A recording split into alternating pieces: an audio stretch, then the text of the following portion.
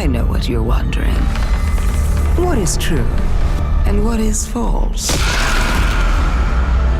The Witch Queen is an unsettling mystery. Our biggest foe, Savathûn, has our grandest tool, the light.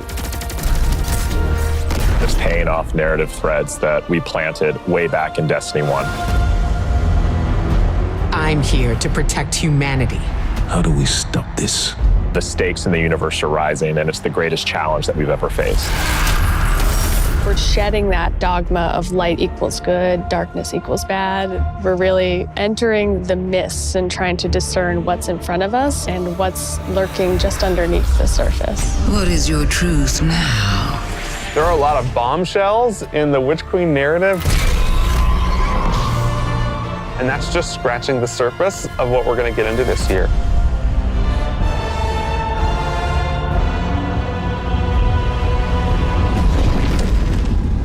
Witch Queen and Season of the Risen is chapter 1 and the beginning of the end for the Light and Darkness saga. We're really getting to the core of what it means to be a guardian. We are looking at and asking big questions about the light and darkness. We have a big bad that we've been anticipating for a really long time coming back in the form of Savathûn. Savathûn's had a hand in most of the major conflicts that we've been involved with. We've heard about Savathûn for years and just bits and pieces, and then you see it slowly building over seasons until we come to this huge critical point. Savathûn's no longer just someone you hear about. She's not just interfering in little ways. She's now ready to take center stage. Slate. 1, 2, 3. Savathûn, she's larger than life. We wanted to make her feel imposing and very regal and dancing through motion in some way. Light offers us a fresh start. She's very manipulative. She is very ethereal, but she also has that creepiness to her as well. She promised she'd help us out with this pyramid ship problem that's coming our way. But the reality of the situation is Savathûn is only on Savathûn's side. We've outlived our purpose, and it is to Savathûn's benefit to wipe us off that chessboard. She's lived among us. She has played us for fools. She knows us inside and out. And she's been a step ahead of us, the whole way. So how do you beat someone like that? It isn't too late. You can still be forgiven. Be careful. I'll hold you to it. In order to beat Savathûn, you need to understand Savathûn. Her throne world is a manifestation of Savathûn's own personality, which is, in Witch Queen, going through a transformation through the light. She has these areas that she's kind of trying to shun and push away. For the old hive areas, it's much more atmospheric, it's very dense, it's very claustrophobic, it's spooky. Then when you make your way into the Lucent hive area, it's a lot more open and broad. It's definitely brighter, it's definitely more lively. We want people to look at it like an impressionist painting, something that's very pretty from far away, but as you get closer, it's not really what it seems. It's very unsettling. You're looking at shapes, you're looking at these things within the world, and you're not entirely sure what they are, and you have to get close and you have to investigate. What's really going to be exciting for players is that they're going to get to play that part of psychic detective, trying to solve the many mysteries of the throne world. Witch Queen campaign, I think, is probably the most ambitious campaign we've made in a very long time. We're building the Definitively Destiny campaign, so leaning into the journey you can find in exotic missions or the mechanics you might find in a dungeon. You have to kind of think your way through. You have to figure out hey, what do I need to do next in order to get to the end of this? We've got Savathûn, right? The Queen of Lies. So this campaign is full of surprises. Savathûn has all these abilities, and you got to make sure that all of the abilities of the bosses would be something worthy of her. And as I kept thinking about this, I felt like I was really becoming Savathûn. We've also added the legendary difficulty, which is called Become Legend. It's not for the faint of heart. It's going to be loaded with these moments that are going to be frustrating, almost like teeth gnashing, but when you get through those encounters, you're going to feel really accomplished. Double rewards, yeah. As people who have worked on raids and dungeons before, being able to broaden that experience for any kind of player who comes in is really important. If the Witch Queen is the psychic detective fantasy and journey, Then Season of the Risen is that same detective throwing on their flak jacket and defending Earth from the Hive Guardians and the Lucent Hive and Savathûn herself. When Savathûn shows up on our doorstep with the light, the first person to lend us help is Keitel. You want us to hit them? I need us to hit them. She's got this light suppressing technology that the Cabal were using in Season of the Chosen, and now she's going to help us use that against the Lucent Hive. When you're working with Keitel, she has a different approach. It's not about asking questions, it's about getting in there and extracting. We don't really understand what happened when Savathûn actually was able to take the light. And so the campaign in Season of the Risen in many ways is about that story. Guardians need to stop Savathûn's advance beyond the throne world. And Savathûn poses an existential threat to everyone because she basically has an undead army.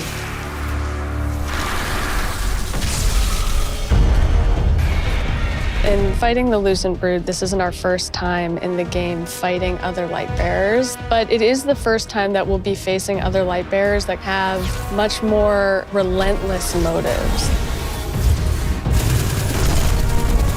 When you look at these Hive Guardians and when they do their abilities, you immediately make that connection like, oh, they are using my powers against me. As soon as we see the Knight pop its super and it has 2 shields, you immediately are like, oh yeah, I see that connection. And then it's like, and then you're like, it hits you with those things and then you're dead. And it's just an amazing experience. The Guardians themselves kind of feel like a fire team that you're fighting against. You got every class represented. The Acolyte, when that character casts, does very similar thing as the player, like the Arc Wizard. The sparks go out, it's ready to go. If you're not smart about it, if you're not paying attention, you are essentially going to have to play that fight over again. If you're successful in taking down one of these Hive units that are wielding the light, you actually have to go up and kill their ghosts. That was like one of my favorite things that we were able to do in this game, is just that moment where you crush the ghost. It's kind of this moral dilemma. A ghost is your companion, and now suddenly you have one in your hand and you're about to crush it. The first time it happens, you're like looking at your hand like, I can't believe what I've just done. Am I doing this? Should I be doing this? I have a ghost. Yeah, like, exactly. What does this mean? Savathûn and her Lucent Brood are the most dangerous enemies we've faced so far. And so we're going to need better, more powerful weapons and tools to fight against that threat. We did a bunch of work early on looking at various different types of weapons we could add to the sandbox. We wanted to introduce a special weapon archetype that was effective more at a middle range, but also had these kind of additional roles associated with it. The glaive is a projectile weapon, and it is a shield, and it's a melee weapon. We wanted to keep that experience in first person. It has an immediacy that you don't really get when you're using a sword because the camera is so much further back. Because this is also a projectile weapon with a slower moving projectile, the onus of skill on aiming these weapons is about leading and compensating for the speed of the projectile and anticipating that. If you're in a really difficult encounter and one of your teammates dies somewhere out in the open where you normally wouldn't be able to get to them, you can bring that shield up and actually get the revive and then fall back.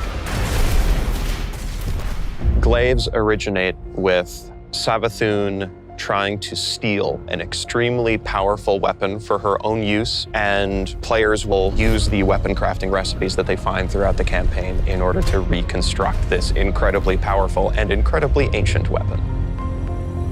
When you put together your glaive in the campaign, you just get a taste that that's what you want to do for the rest of the weapons that you get. Weapon crafting lets you target a specific role and go and build that, and you know how long it's going to take you to get there, and you get exactly the thing that you want. I really want to see what people do with it and like the feedback that we're going to get and people sharing all of the things that they're doing with that new system. You're creating your Guardian and you want to be able to shape your Guardian into what you want them to be. And this gives us a great opportunity to continue to do that. This is a really big season for weapons in particular. We've got 8 brand new exotics. The Osteostrega exotic submachine gun. This is something which Guardians have made, but it's modeled after weapons of sorrow, like Thorn and Touch of Malice. Fires swarms of tiny homing projectiles that land on a target and then explode in this poison burst. We have an exotic machine gun where the whole idea is be the Colossus. You can launch a barrage of up to 20 homing missiles. It's a comical amount of projectiles on the screen. We're doing an exotic glaive for each class this time, and the exotic perks tie deeply into the mechanics of the classes. We think they're going to be really cool additions to build crafting. We've got, the usual suite of raid weapons, destination, activity, seasonal. I recounted it this morning, and I think it's about 50 new weapons. You're going to have 2 new exotic armors for each class, totaling 6, 1 stasis, 1 non-stasis. The Titan stasis exotic. Cast your barricade, and instead of, this Traveler's Light and the Rally Barricade, you create a giant wall of ice. Even though this thing is massive, you still get all the benefits of a Rally Barricade. Warlock Void exotic, we called them the Devouring Rift legs because we wanted Empowering Rift to feel like it had a place in endgame content the way that Healing Rift does. Empowering Rift doesn't heal you, well, what if it did? In Season 16, you're going to see a massive revamp to the Void subclass system across all 3 classes. This is a huge update and will allow players to build craft in ways that they've never done before. One of the things we wanted to do is create a core set of verbs like we did with stasis. Anyone can run suppressors now. I think that's the pretty cool thing to be able to do. I'm going to be running suppressor grenade probably. We wanted you to feel like you were the energy vampire, feel like you were the Night Stalker, feel like you were that protector, that big Sentinel Titan. So you're going to see things like Bastion, a new Titan aspect, where you take your big old Sentinel shield, slam it into the ground, and create this void barricade that's going to apply overshield to you and your buddies. My favorite aspect is probably Child of the Old Gods. As this warlock controlling space and time, I'm able to rip a hole into another dimension and then pull out this little sentient black hole. Whenever I target an enemy, my little black hole buddy is going to fly over there and start draining their life force. The Void 3.0 update is really setting the stage for how we're thinking about updating the subclasses for the rest of the year. We're going to extend this philosophy to Solar and Arc. Solar obviously is going to be about burning, but there's this other component to Solar, and that's healing. Arc is all about chaining. It's all about lightning, direct attacks, quickness. We're going to take the fantasies that you know and love today. We're going to embellish them. So what you'll see is all of the new abilities, all the new actions you take, reinforce that to the core. Pretty excited about it. Witch Queen is very much the culmination of the last 6 to 7 years of just Destiny all together. And really, this is starting the road to the final showdown. But things aren't necessarily just dark and light anymore. There's a lot more nuance in the game. It's going to be a real fight. Players have something that they're really going to be challenged by. I can't wait for everyone to find out what's been going on with Savathûn. I'm excited.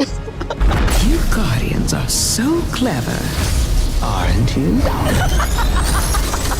From the throne world to the campaign to the customizable build crafting, it all comes together to make Destiny feel really new and fresh. We've got more Destiny coming this year than any other year before. It's one of the most ambitious releases we've ever put together, and the team is firing on all cylinders. Tell me, Guardian, what do you think you're going to do?